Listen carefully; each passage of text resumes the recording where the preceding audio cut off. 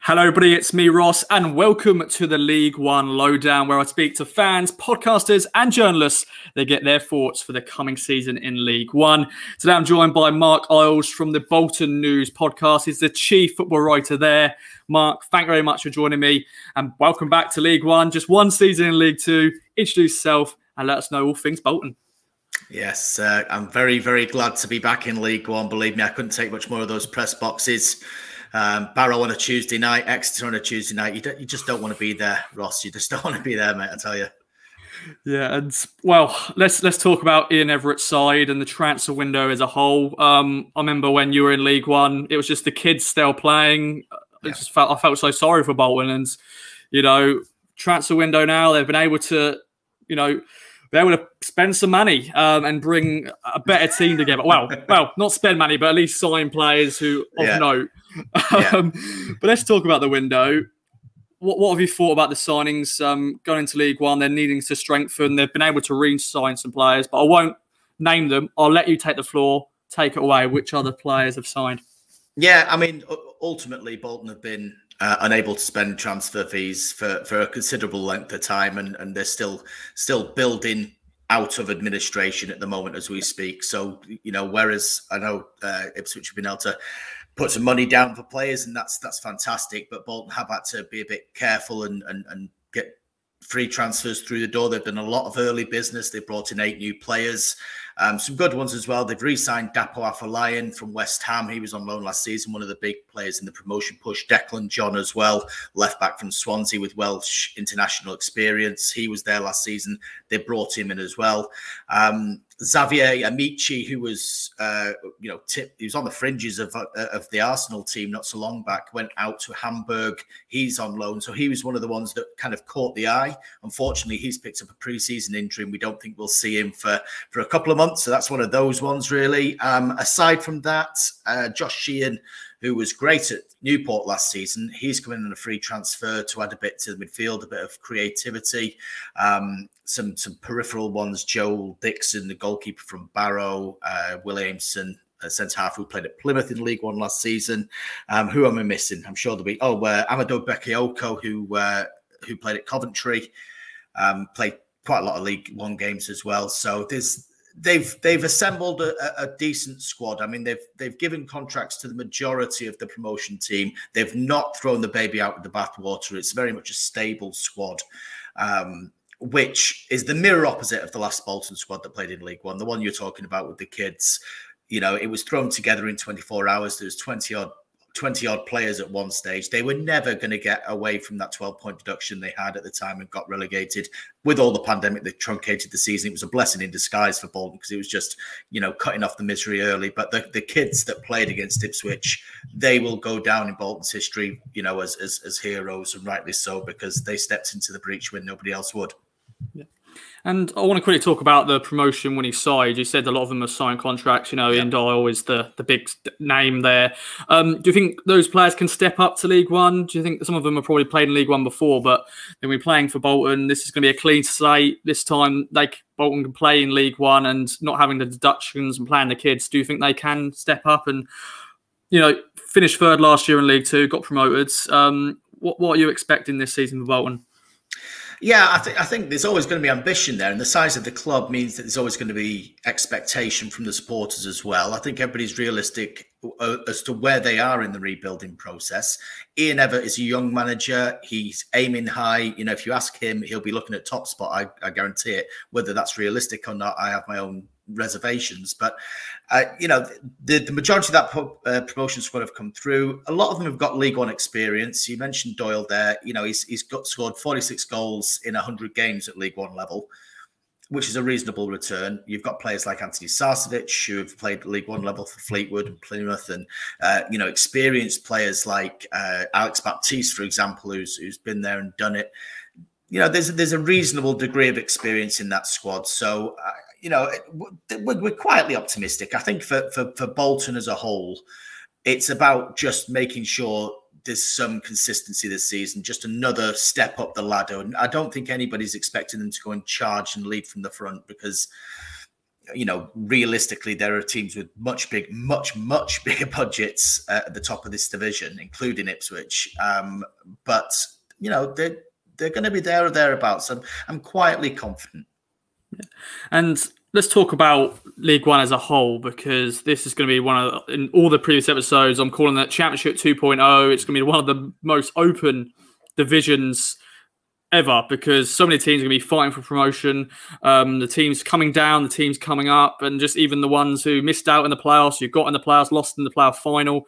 What are you expecting from the other sides? And, can Bolton be amongst that as well? A newly promoted side from League Two, but Bolton, as you said, the size of the club, you think they would be in the middle of that. But what are you expecting from League One as a whole?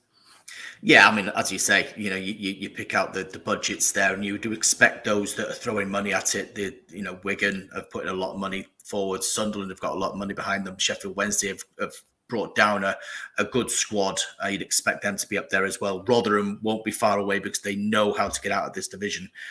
There are a good half a dozen clubs there that will be there, but I think as Bolton found out last season, when you drop down a level, sometimes it can take you that bit of time to acclimatise. And I don't think it's a given that we'll see straight away that Sheffield Wednesday will be leading from the front, or, I think there will be some sort of acclimatisation. But I think towards the end of the season, those strong squads will eventually move up there.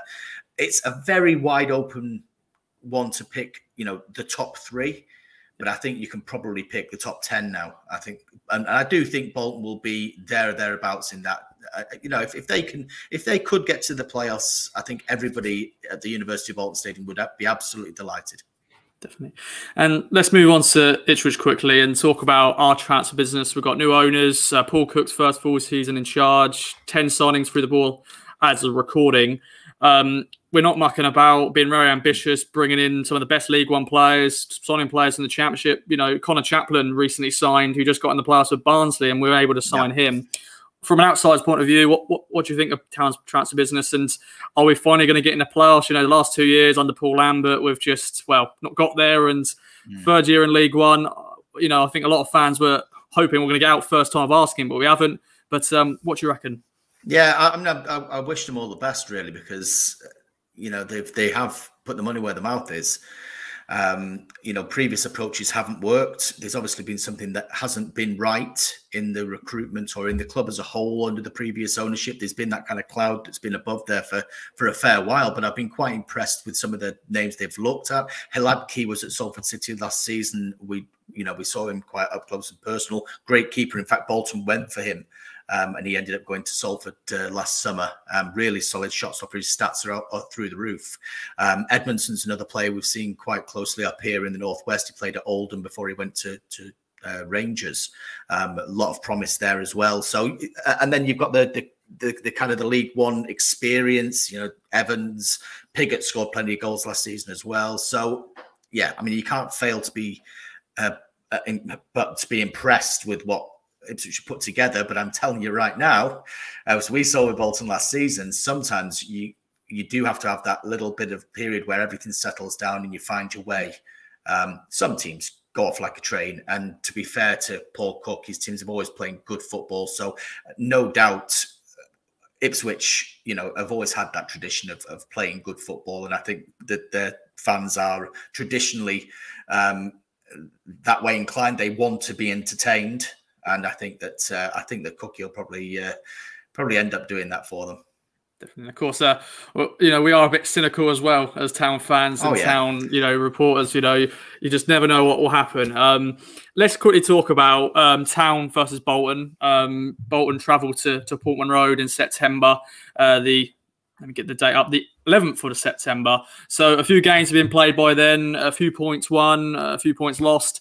What can Town fans expect from Ian Everett's side of Bolton? And it's going to be still early days. Once again, as we're recording, it's still a month of the window to go. So Town, I'm sure, will sign more players. Bolton will sign more players. So we don't really know what the size will be like. But what can we expect from that game? And of course, we've got the history of the playoff semi-final. Those two you had games. to mention it. Sorry, I had to bring it up. I'm sorry. It had to happen. But oh dear me, that's going to be spoken about, of course, probably leading up to the game. Everyone's going to be writing about it. Everyone's going to be talking about it on all the podcasts. But what can we expect from that game? Well, as long as you don't mention a certain referee, I think I'll let you I'll let you away with that one. But I mean, Bolton last season had a nightmarish start. They made a lot of signings. It didn't settle, and it was only in January that they made the right signings and things moved on. So I think what Ian Evatt will be looking to sort this season is to make sure that first couple of months has a bit more consistency, so they're not playing catch up. And I think they'll get that. I think that the fact that they haven't had a massive turnover of players in the squad should legislate for a better start to the season. I would imagine that Paul Cook's thinking exactly the same, that he'll want to get steady away for the first couple of months of the season. By the time by the time Bolton go to Portman Road, I would imagine he will want that side playing a little bit more consistent. So we should have a decent idea by that point in time where Ipswich are at. Games between Bolton and Ipswich have always got a spice to them, I find, no matter what division it's in. And I think I've reported on 3 different divisions worth of Bolton and Ipswich games down the years, and they've always got something about them. That journey down there is always one spent wondering whether you're going to see even a point, because Bolton's record down there is atrocious. And I do blame a certain referee for at least one of those defeats. I'm gonna hammer that point home again. But yeah, I mean, it should be interesting if nothing else.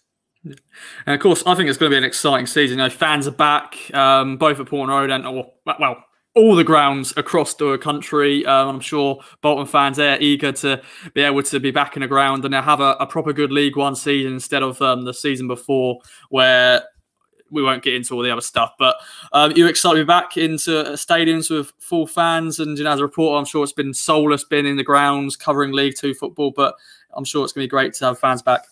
Yeah, soulless is a good word.